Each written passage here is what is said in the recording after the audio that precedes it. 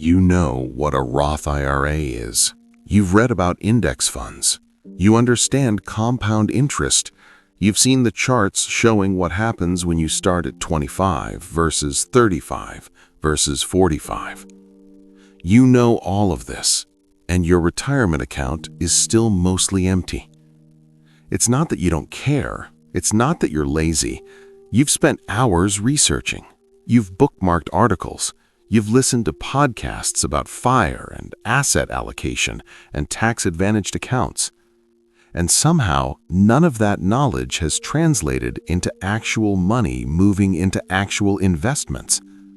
You know what you should do, you just don't do it. This isn't about intelligence. You're smart enough to understand exponential growth. You can calculate what your money would be worth in 30 years if you started now. You've done the math multiple times. And that's what makes this so frustrating. Because the problem isn't lack of information.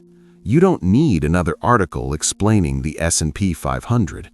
You don't need someone to walk you through how a 401k works. You already know.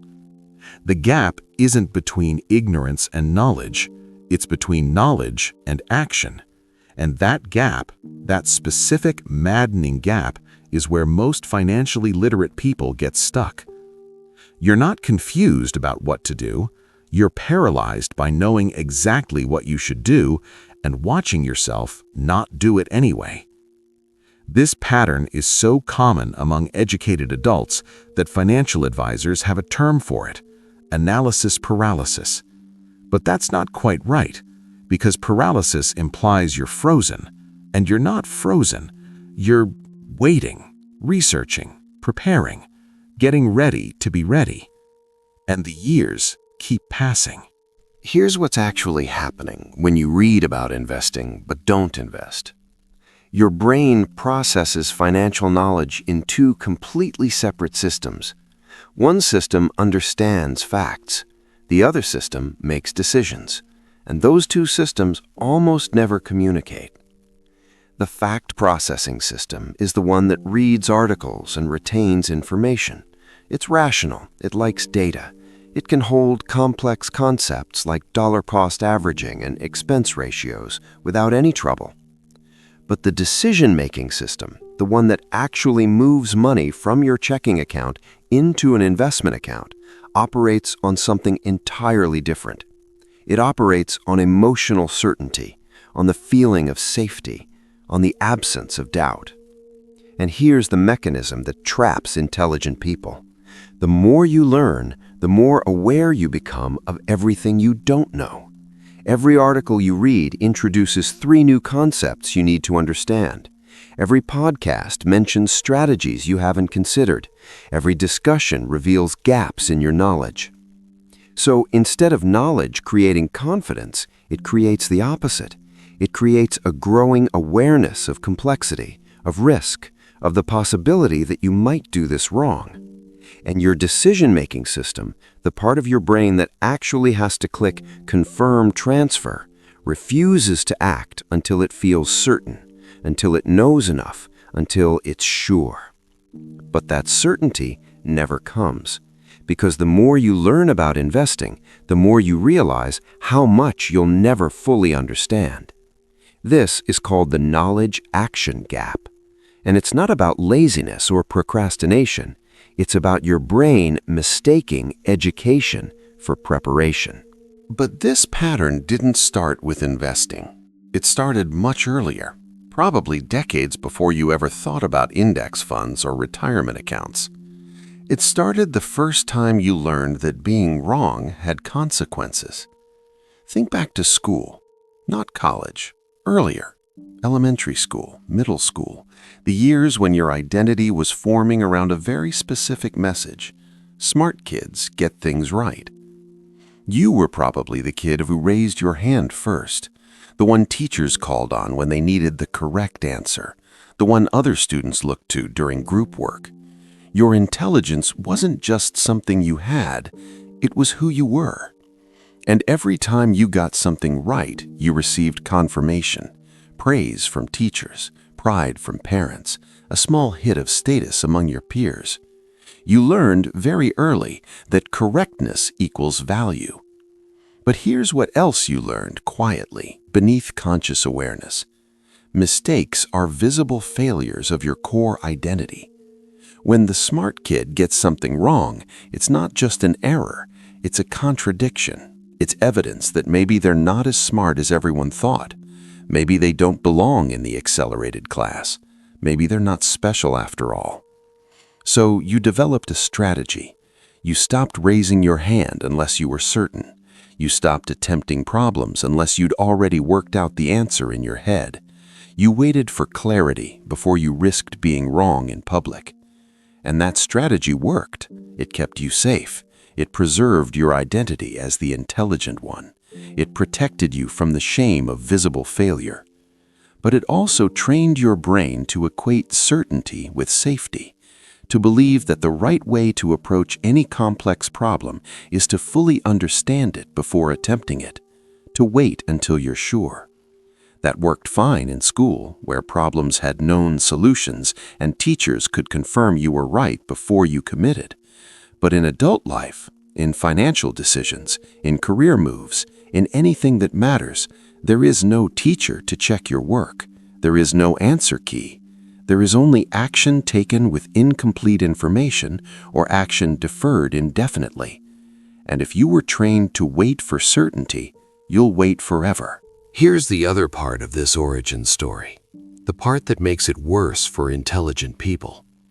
You were probably praised for being smart more than for being brave, for getting A's, not for trying hard things, for knowing answers, not for asking good questions.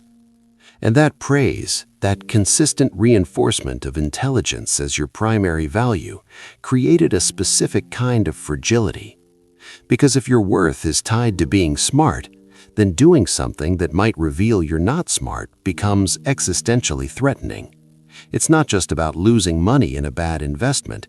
It's about discovering you're not the kind of person who makes good decisions, that you're not as capable as you thought you were, that maybe you don't actually deserve the success you've had. So you protect yourself, you research, you learn, you demonstrate competence through knowledge acquisition. Because knowing things is safe. Knowing things confirms you're still intelligent. But doing things, especially things you might do wrong, risks exposing the gap between how smart you are and how smart you feel like you need to be. And your brain, trained over decades to avoid that exposure, will find any reason to delay.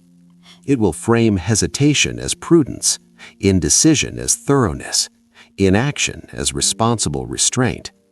You're not procrastinating, you're just being careful. You're just doing your due diligence. You're just making sure you understand the implications before you commit to something irreversible. Except nothing is ever fully understood. No decision is ever risk-free. And the standard of certainty you're waiting for doesn't exist outside of classroom environments where someone else already knows the right answer. Your brain is still operating on a model where correctness is achievable through sufficient preparation, where mistakes are avoidable if you're just smart enough, careful enough, informed enough. But real financial decisions don't work that way. They require action under uncertainty. They require accepting that you might be wrong. They require tolerating the possibility of looking foolish, even to yourself. And if you were never taught to tolerate that, if your entire educational experience rewarded you for avoiding it, then your default response will always be to wait, to learn more, to prepare better, to stay in the safe zone of knowledge acquisition rather than risk the exposure of action. This is why the knowledge-action gap shows up more in educated people than in reckless ones. Not because educated people know less, but because they've been trained for decades that knowing is safer than doing. And that training is still running quietly beneath every investing article you read but don't act on. The knowledge-action gap operates through a very specific loop. You feel anxious about not investing. That anxiety motivates you to learn more. You read an article. The article makes you aware of risks you hadn't considered: market timing, asset allocation, rebalancing, tax implications. That awareness increases your sense that you need to be more prepared before you act. So you research more. You compare brokerages. You read about 3-fund portfolios versus target date funds. You watch videos explaining the difference between growth and value stocks. You join forums where people debate Vanguard versus Fidelity. And every piece of new information reinforces the same underlying belief: I'm not ready yet. I need to understand this better first. The research feels productive. It feels like progress. You're learning. You're being responsible. You're not rushing into something you don't understand. But here's what's actually happening. You're using education as a substitute for action. Not consciously, not intentionally, but functionally. Because learning feels safer than doing. Learning keeps you in control. Learning doesn't expose you to the possibility of making a mistake. And your brain, your decision-making system, interprets that safety as the correct choice. It rewards you with a small hit of relief every time you finish an article or save a new bookmark. You feel like you're getting closer, but you're not getting closer. You're just getting more educated about something you're still not doing. The anxiety that drove you to learn in the first place, it's still there. Quieter maybe, justified by your ongoing research, but still there. And the retirement account is still empty. Let me show you what this looks like in real time. You're 34. You've been meaning to start investing seriously for 3 years. You opened a Roth IRA 18 months ago. It has $200 in it from the initial deposit you made to activate the account. You know you should contribute more. You have the money. You've budgeted for it. But every time you go to transfer funds, something stops you. Maybe you're not sure if you should max out the Roth first or contribute more to your 401k. You've read arguments for both. The tax implications are different. You don't want to do it wrong. So you table it. You'll figure it out this weekend. You'll make a spreadsheet. You'll calculate which option is actually optimal for your specific tax bracket. The weekend comes. You do make a spreadsheet. You spend 2 hours comparing scenarios, and by the end, you're even less certain than before, because now you're wondering if you should be doing a backdoor Roth conversion, and you don't fully understand how that works. So you bookmark 3 more articles. You'll read them later. You'll get clear on this, and then you'll act. 2 months pass. Here's where I need you to stop for a moment. Because if you're recognizing yourself in this, if you've been in this loop for months or years, there's a question you need to ask yourself. What would it actually take for you to feel ready?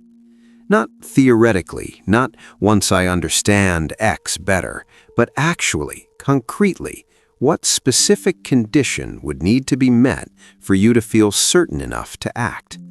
Can you even name it? Or is the goalpost always just slightly ahead of wherever you currently are? This is the long-term cost of the knowledge-action gap. It's not that you lose money by not investing. That's true, but it's not the real cost. The real cost is time, compounding time, years you can't get back. You're not just delaying returns, you're delaying the entire timeline of your financial independence. Every year you wait is a year your money isn't growing, a year the compound interest curve isn't building on itself. But more than that, and this is the part that shows up later, quietly, as regret, you're reinforcing a pattern when knowledge becomes a reason not to act instead of a tool to act with. You've trained yourself to believe that certainty comes before action, that you need to fully understand something before you're allowed to do it, that mistakes are avoidable if you just learn enough first. And that belief doesn't just affect investing, it spreads. It becomes the way you approach every financial decision, every career move, every calculated risk. You become someone who researches endlessly and acts rarely. Someone who knows more and more about things you still haven't done. And 20 years from now, when you're finally ready, when you finally learned enough, optimized enough, prepared enough, you'll look back at your 35-year-old self and feel something close to grief. Because that version of you already knew enough. They knew more than enough. They just didn't know that knowing wasn't the thing that mattered. But there's another cost, one that's harder to see because it happens so gradually you don't notice it accumulating. The knowledge-action gap doesn't just delay your financial progress, it changes who you become. Over years, over decades, the pattern of waiting, researching, preparing without acting reshapes your relationship with yourself, with your own judgment, with your capacity to trust your decisions. You start to see yourself as someone who needs external validation before you move, someone who defers to experts, someone who outsources conviction because your own never feels sufficient. Every time you read another article instead of investing, you're sending yourself a message. I don't trust myself to figure this out. I need someone smarter than me to tell me what to do. And that message, repeated hundreds of times across years, becomes part of your identity. You become an observer instead of a participant, someone who studies life instead of living it, someone who can explain what other people should do, but somehow never applies that knowledge to yourself. This shows up in ways you might not connect to the investing paralysis. You stay in jobs longer than you should because you're not certain the next opportunity is the right move.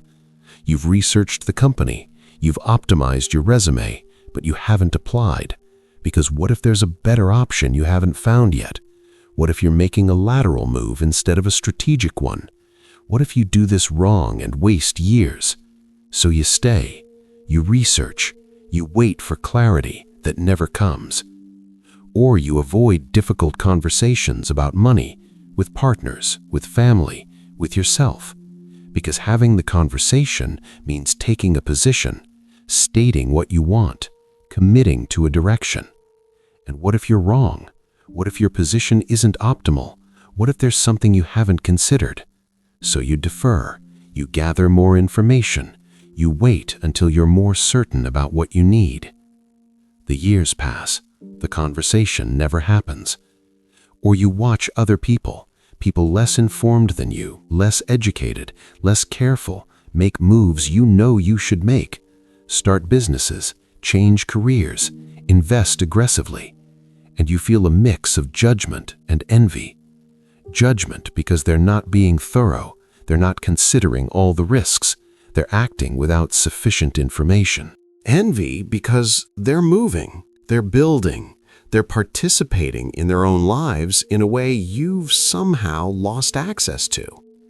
And the gap between what you know and what you do becomes a source of quiet shame. Because you're smart enough to see what you should do, you're educated enough to articulate it, but you can't seem to make yourself do it.